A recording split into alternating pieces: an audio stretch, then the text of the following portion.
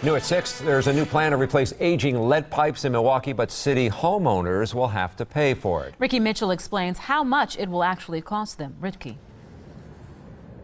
Well, back in February, the city notified about 70,000 homeowners that they have lead service lines, which means they could see low levels of lead in their water as a result. With this new plan, though, approved today, the city will begin replacing pipes on an emergency basis starting next year. Chris Adams says he and his brother have owned their River West home since the late 80s, and they do have concerns over possible lead contamination in their water. He says if the city needed to replace his pipes, he would understand sharing the cost. We'd favor replacing those, even if we have to pay half or whatever.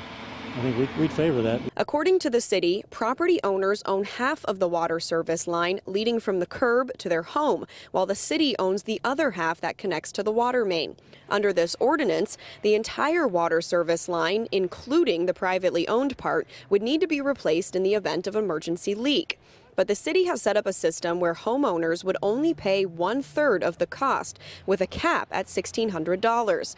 And the ordinance states that cost would be a special assessment payable over a 10-year period with interest, meaning it would be roughly an additional $164 a year. It's meaningful, but we think it's manageable.